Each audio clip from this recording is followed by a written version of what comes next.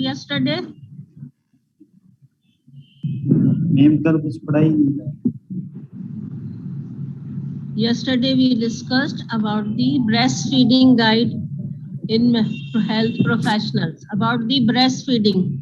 We did about the breastfeeding, what were the benefits of breastfeeding on the baby, the benefits of breastfeeding on the mother.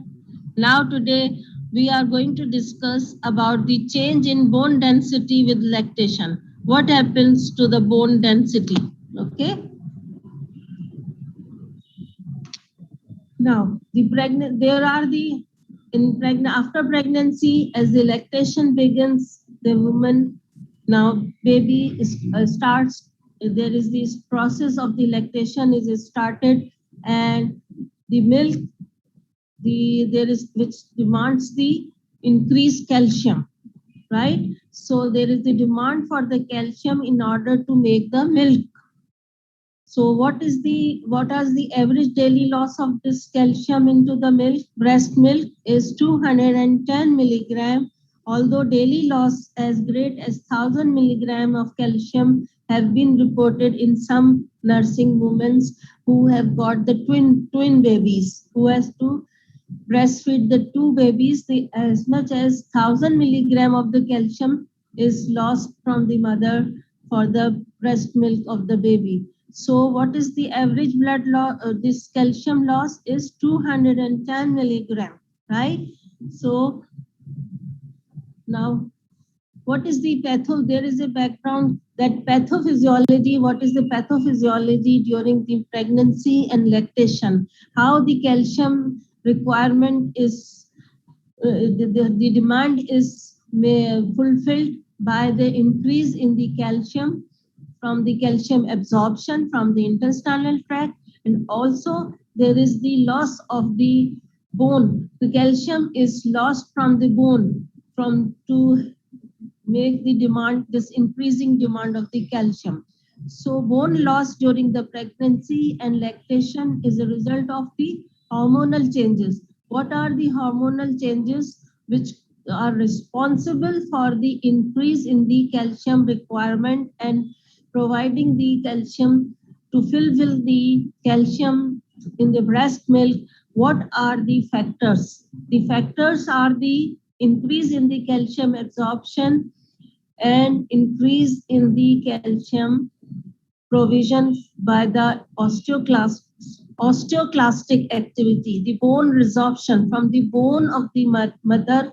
The calcium is released and it may for the breast milk. So there are certain hormones which are responsible for the osteolysis. The bone resorption is mediated by the parathyroid hormone. The parathyroid hormone related, there is a parathyroid hormone related protein. That is the parathyroid hormone related protein. What is this? This is released from actually this is absent in the non-pregnant state, not present. It is the parathyroid related protein which increased from the first trimester of the pregnancy until the labor, and then it, due to the estrogen deficiency, as soon as the baby is born, there is the estrogen deficiency, which is also responsible for the increase in the bone resorption. The estrogen deficiency causes the increased bone resorption or osteolysis, and that is related with the parathyroid hormone related protein. The estrogen deficiency causes the increase in the parathyroid hormone related protein, which is responsible for the osteolysis. And with the osteolysis, there is the release of the calcium, and calcium is provided in the breast milk. Also, the parathyroid hormone related protein, they cause the direct activation of the osteoclastic activity. These parathyroid, this is from where these parathyroid hormone related proteins are released. They are released from the placenta and even the breast in reaction to the estradiol deficiency, the placental lactogen hormone and prolactin. Although the other मुझे tissues, क्यों निकाला? which the parathyroid gland and uterus, also contribute for this parathyroid hormone related protein. The high mute नहीं हो रहा, very in हरकत शुरू।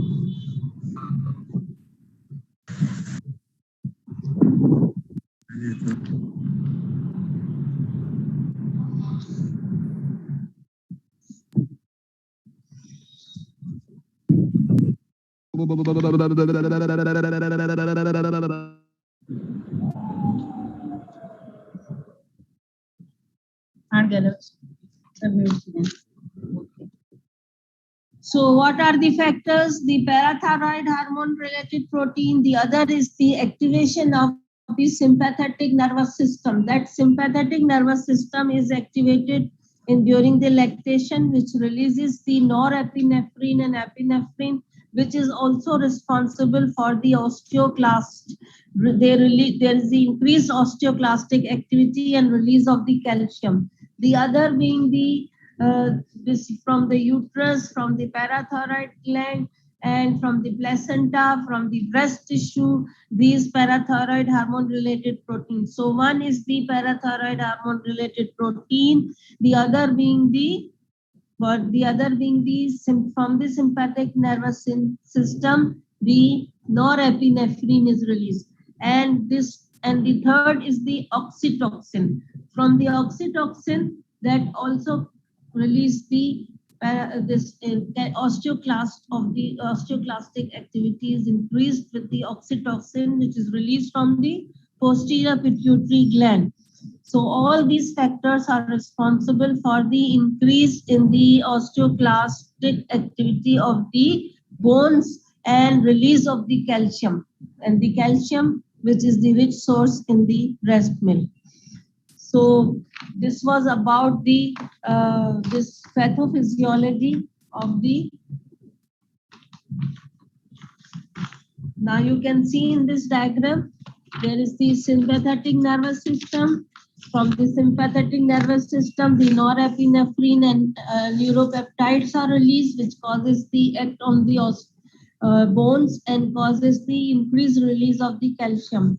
From the pituitary, the oxytocin is released, which also is responsible, which causes the factors which act on the breast tissue and from uterus, and from there the release of the osteoclastic activity.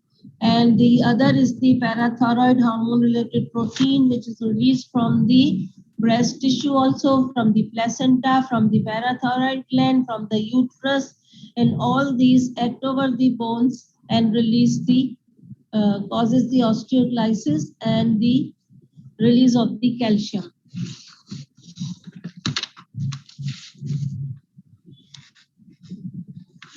So to summarize, the increased calcium needs during the pregnancy are fulfilled by almost doubling the intestinal calcium absorption, number one. Number two, during lactation, increase in this parathyroid hormone related protein levels, which act synergistically with the low levels of the estrogen to increase bone resorption and fulfilling the calcium requirements. So these are the two factors.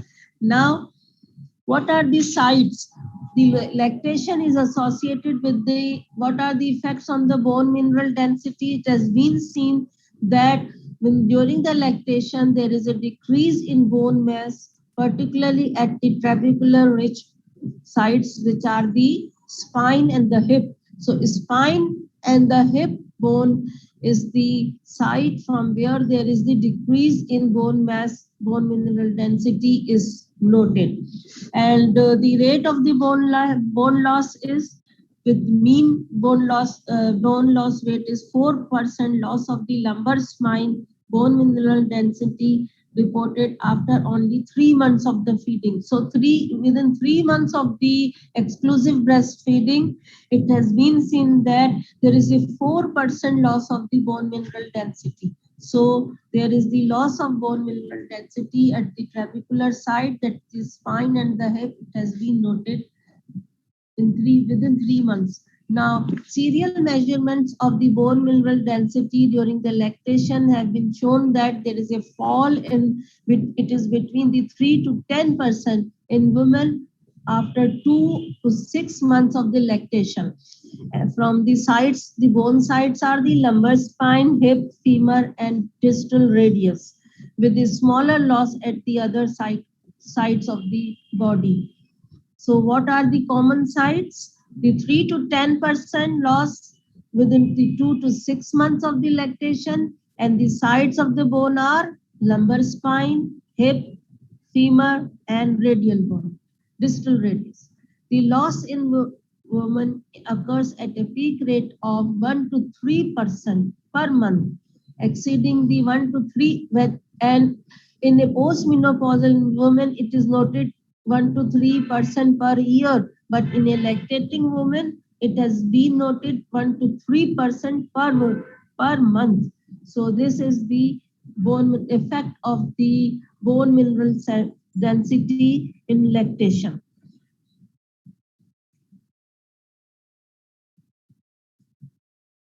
So now this you can see that lactation related bone loss with 38% of the women losing more than 5% of the spine bone mineral density. You can see in the diagram, and loss is positively associated with the amount of the milk produced. So amount of the milk is increase in the amount of the milk, increase in the bone mineral density loss. So now this was the effect on the bone mineral density. So following lactation, there appears to be full recovery. Now, it doesn't mean that we are against the breastfeeding. So what are now look at the benefits of the breastfeeding. So the following lactation, although there was the decrease in the bone mineral density during the lactation, but following lactation, it is the nature who it is the gift of the nature. So following lactation, there appears to be a full recovery. Full recovery, even there is the improvement in the bone mineral density. In those women, it has noted who has not breastfed, and in those who have breastfed, there is the increase in the bone mineral density and more strong bones occurs seen with the women who have breastfed their babies. So following lactation, there appears to be a full recovery. And even the uh, bone mineral density increases much quicker than the other sides. So recovery of bone mineral density, lactational bone mineral density losses in women are substantially and completely reversed. It is reversed during the 6 to 12 months following the weaning of the baby. So the gain is 0.5 to 2% per month in a woman who has weaned her infant. During lactation, the loss was minimum 3 to 10% per month, but in the gain is 2 to more than 0.5 to 2% per month in a woman who has weaned her infant. So the mechanism of for this restoration of bone mineral density, although it is not known, but there is the increase in bone mineral density. So lactational bone loss can transiently increase the risk of the fracture in those women who are already are weak and their bone mineral density is low and the bones are osteoporotic.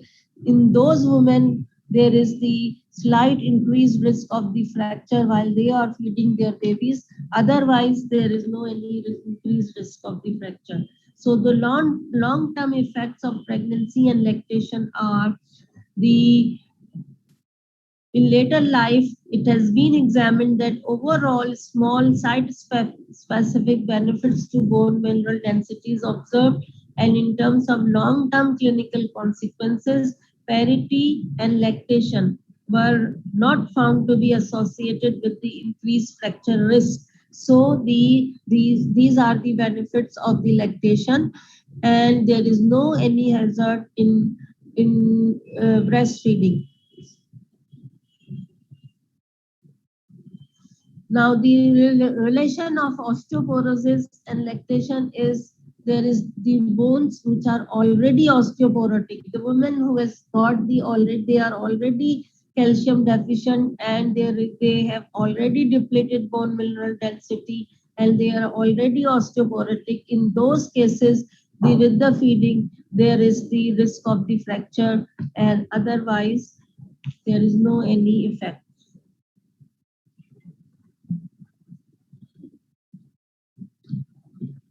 So what are the treatment considerations? The spontaneous 20 to 70% increase in this density occurs in women who fractured while breastfeeding, and therefore the pharmacological therapy be avoided, and only the calcium supplements and vitamin D can be given to the women who have already they have got the depleted bone. Otherwise, there is no role of any special drugs.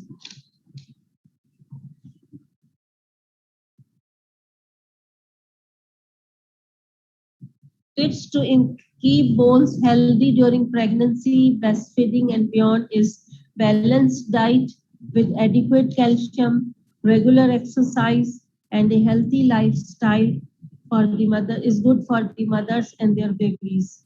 And women who are pregnant or breastfeeding, they consume the 1,000 milligram of the calcium each day. So it is recommended that intake be in higher 1,300 milligram of calcium per day. So the calcium requirement ideally we get by the nutritionals, balanced diet, exercise,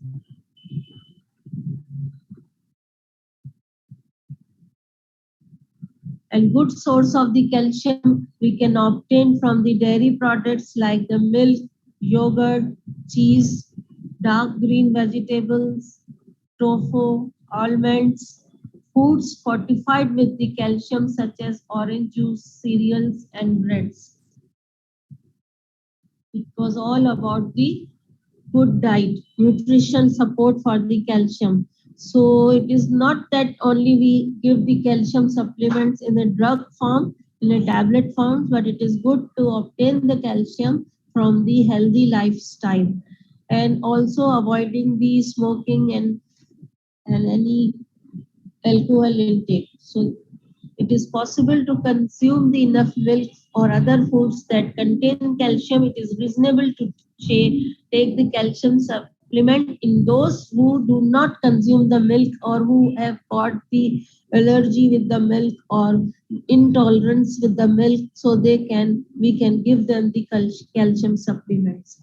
So absorption of calcium depends upon having an adequate level of the vitamin D. So both breastfeeding and non-breastfeeding women require an estimated 600 international units, that is 15 micrograms per day of vitamin D. And it is supplied by a supplement of vitamin D alone or calcium plus vitamin D. So this was all about the effect of bone mineral density during lactation.